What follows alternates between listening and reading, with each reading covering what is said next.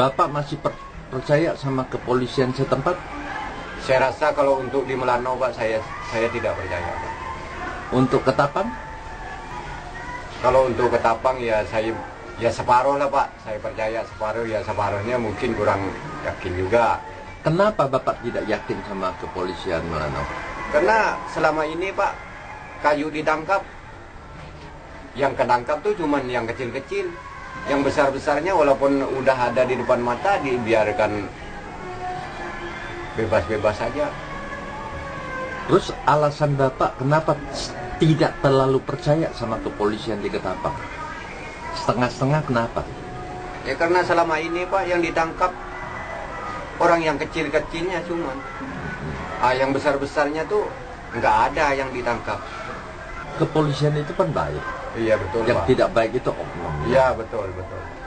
Kalau Bapak dimintain bantuan oleh kepolisian untuk ngomong apa adanya, Bapak siap? Kalau dari Mabes saya siap Pak. Siap ya? Iya. Jadi Bapak akan ceritakan apa adanya? Apa adanya saya ceritakan Pak. Menunjuk jalan? Saya siap. Jalan tebangan di Gunung Palung Bapak masih ingat? Saya ingat Pak. Saya berani tunjukkan. Iya.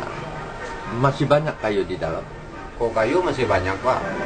Kalau di hutan Gunung Palung itu Pak. Masih banyak ya? Iya. Itu petugas tahu semua itu?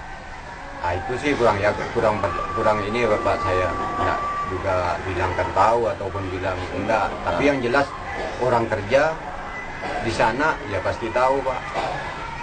Ada berapa karyawan anak buah Bapak? Kan ada 200 lebih. Iya. Semua yang kerja di Gunung Palung itu jumlah orangnya ada berapa banyak? Ribuan Pak. Ribuan orang? Iya. Itu kebanyakan orang dari luar atau penduduk setempat? Kebanyakan dari luar Pak. Kebanyakan dari luar ya? Dari mana aja Pak? Seperti dari Sambas, dari Rasau Jaya. Iya. Itu anak buah siapa aja Pak? Ya yang seperti anak buah Pak Muris, Abbas, Pauji, Ati, Aseng, punya anak buah juga Pak masing-masing. Di Gunung Palung? Oh iya. Itu sejauh mana Gunung Palung masuk, sampai ke pinggir gunung atau sudah masuk ke dalam? Sampai umumnya itu sampai ke pinggir gunung Pak. Pinggir gunung ya? Iya. Berapa kilo bikin jalan itu? Ada yang 2 kilo Pak. Ada yang 2 kilo? Iya. Dari anak sungai? Dari anak sungai. Sampai ke pinggir gunung? Iya. Ada yang 3 kilo, enggak tentu juga Pak. Tergantung bantuan modal dari bos. Kemudian satu, Bapak pernah tahu masalah jalan gerobak yang 18 kilo dari Matan sampai ke Lantau Panjang? Dulu Pak, tapi sekarang udah hancur dah jalan. Kapan itu? Sekitar 2000-an, tahun 2000-an Pak. Nah, itu jalan itu dibangun 18 kilo dari Lantau Panjang sampai ke Matan. Iya. Itu sistem kerjanya seperti apa mengeluarkan kayu itu? Pakai gerobak Pak. Gerobak? Iya. Berapa orang tuh berapa banyak gerobak yang dorong kayu? Kira mungkin ratusan itu Pak. Ratusan ya? Iya. Jalan itu dibangun secara gotong royong atau dibangun oleh orang tertentu saja? Iya, jelas orang-orang tertentu lah Pak, orang-orang yang kuat. Siapa? Pertama itu waktu itu yang kerja di situ tuh Pak Nanong. Nanong. Iya. Nah, Nanong orang mana itu? Orang air hitam Pak. Air hitam. Iya. Anak buahnya berapa banyak? Nah, itu saya kurang ini karena saya waktu itu belum kerja benar Pak. Belum tahu benar. Saya masih petani Pak. Oh, jadi jalan itu Nanong yang bikin ya? Iya. Setelah Nanong pergi, siapa yang lanjutkan? Itu orang-orang lah Pak, yang masing-masing lah, anak buah Abbas, anak buah Pauji, anak buah Asen. Oh itu semua masing-masing itu? Nah, anak buah Morris. Anak buah Morris Iya, juga? masing-masing lah Pak melanjutkan. Oh jadi itu jalan induk, kemudian masing-masing grup ada jalan sendiri lagi? Iya. Termasuk yang Bapak pimpin 200 orang itu jalan sendiri lagi, Iya. bukan di jalan itu? Bukan. Masing-masing bikin jalan tuh. Jadi selama kerja itu pernah nggak ada patroli dari Gunung Palung dan sebagainya yang masuk ke lokasi? Pernah Pak. Pakai apa patrolinya? Pakai pesawat kecil dulu Pak. Pesawat kecil. Iya. Lewat. Lewat. Kelihatan nggak itu? Kelihatan Pak. Terus Ya apa? kalau dia datang ya kita ngamankan sendiri lah masing-masing. Lari, Lari. lari. Iya. Setelah pesawat lewat apa? Ya, kerja lagi. Lewat kerja lagi. Iya. Oh. Berapa kali pesawat Gunung Palung sempat datang? Udah nggak terhitung Pak. Sering ya? Sering. Oh, sering datang. Iya. Tapi pada saat datang Bapak nyempet. Ngumpet lah Pak.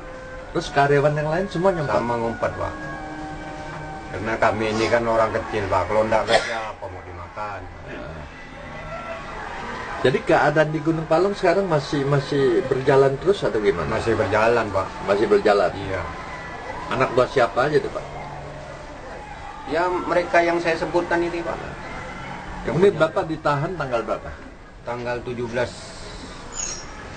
Juli kalau nggak salah. Udah 3 bulan. 3 bulan. Iya. Ada surat penahanan? Tadi baru saya ambil Pak. Udah ambil? Surat penahanan waktu Ditahan? surat penahanannya setelah saya udah dibawa ke Kapolres Pak. Baru dikasih? Baru dikasih. Kopi suratnya ada sama Bapak? Ada Pak. Ada ya? Iya. Terus Bapak sekarang sudah statusnya sudah tahanan jaksa atau masih tahanan Masih polisi? tahanan polisi Pak. Udah 3 bulan Pak. Berapa kali Bapak di BAP?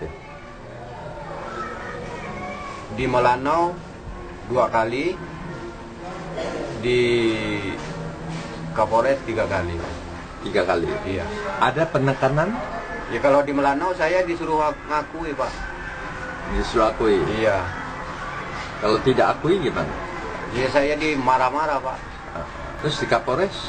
Nanti Kapolres sih enggak juga Pak. Enggak juga ya? Iya. Ya, kalau yang di Melanau aja saya yang dibentak-bentak suruh akui bahwa kayu ini punya saya. Iya. Sebetulnya kayu itu milik Bapak atau bukan? Kayu ini punya masyarakat Pak. Bukan milik Bapak ya? Bukan. Sudah Bapak bayar? Belum. Belum. Belum, Ya Pak. berarti bukan milik Bapak lah. Iya.